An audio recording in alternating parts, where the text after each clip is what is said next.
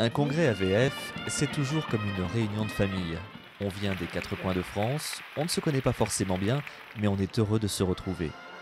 Les 28 et 29 mai 2009, la ville de Montpellier accueillait le 16e congrès AVF. Le Quorum, magnifique lieu de congrès et de spectacle, avait été choisi par le comité d'organisation pour abriter les débats.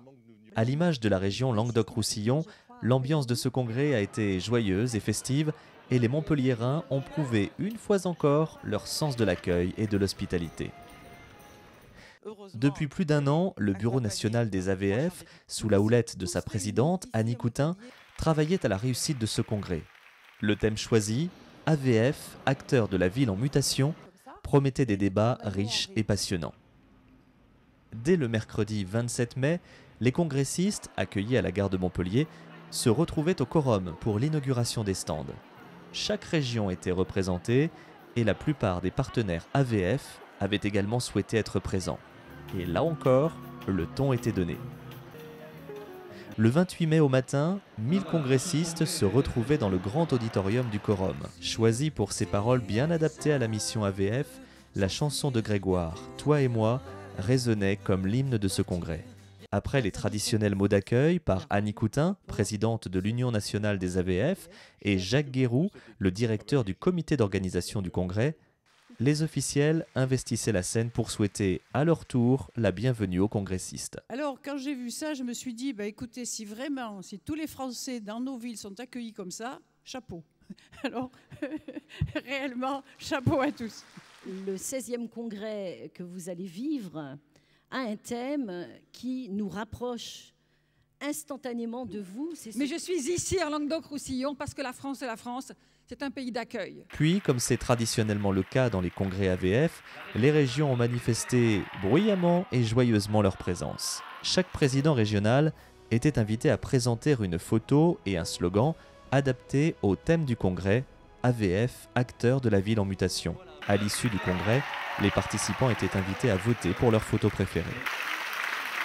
Moment fort de cette présentation des régions, la présence, certes téléphonique, mais néanmoins chaleureuse, de l'AVF Réunion Saint-Denis. Nous voulons faire cette année partie de l'Internet, les blogs, et préparer un futur voyage, échange de voyages vers la métropole et vers l'île de la Réunion. Le Bureau national avait souhaité faire un lien entre le Congrès de Tours en 2006, dont le thème était sur le bénévolat et la compétence, et le Congrès de Montpellier.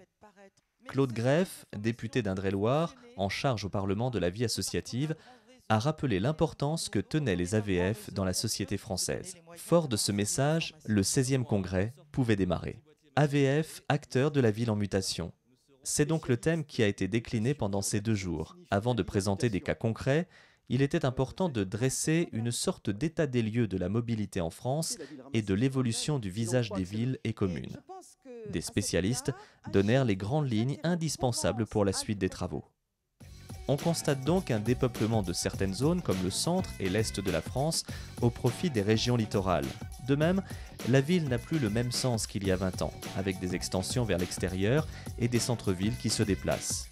Mais si le paysage du territoire et la configuration des villes changent, la société aussi évolue. C'est ce qu'ont démontré les témoins qui étaient invités à participer à ce congrès. Des villes de moyenne importance qui accueillent des antennes délocalisées d'universités, de jeunes retraités qui s'installent dans des régions où ils n'ont aucune attache, des arrivants dans des régions fragilisées économiquement, des salariés travaillant loin de leur domicile et faisant quotidiennement des centaines de kilomètres en train, ou encore des étrangers de plus en plus nombreux, avec ce que cela implique en difficulté d'intégration, des couples, des familles ou des individuels quittant les grands centres urbains pour s'installer en zone rurale, autant de situations qui prouvent une évolution de la société. Des représentants de collectivités ou de structures privées ont témoigné de ces changements, tandis que des représentants AVF exposaient leurs actions face à ces évolutions. À l'issue du débat, la salle était invitée à s'exprimer et à poser ses questions. Après cette première journée bien remplie, chacun a pu échanger sur les stands, l'occasion d'évoquer les expériences vécues au sein des AVF, mais aussi l'occasion de rire et savourer des produits régionaux. En soirée, un magnifique dîner de gala était proposé avant qu'un spectacle musical de haute tenue ne vienne emporter l'adhésion des congressistes. Voici ton portrait.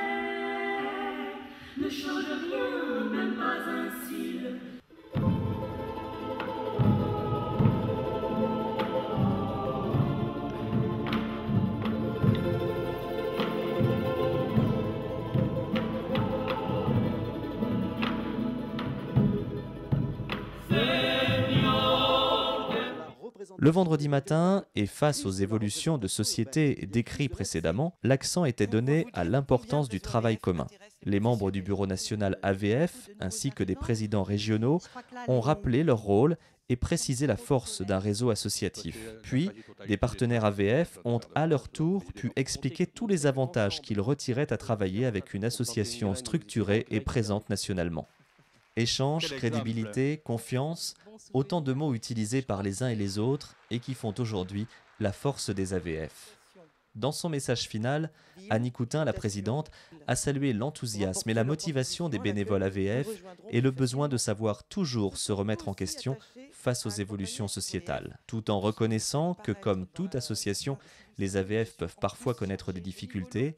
La présidente a insisté sur la qualité du travail fourni par les AVF, les bénévoles, qui justifie sa reconnaissance actuelle. Une intervention finalisée par la distribution aux congressistes d'un marque-page, sorte de feuille de route, permettant de repartir avec de nombreuses idées en tête pour continuer à faire progresser les AVF. Un concours géant récompensant la région Pays de la Loire, un karaoké géant, des sourires et des interventions spontanées ont marqué la fin de cette dernière matinée. Un temps magnifique dans une ville chaleureuse et accueillante, une organisation irréprochable dans les moindres détails, des débats et des intervenants de qualité pour un thème actuel et fédérateur ont fait de l'avis de la majorité des participants la réussite de ce 16e congrès AVF. Et comme les AVF ont toujours le sens de la fête et de la convivialité, c'est en musique que s'est achevé ce 16e congrès de Montpellier.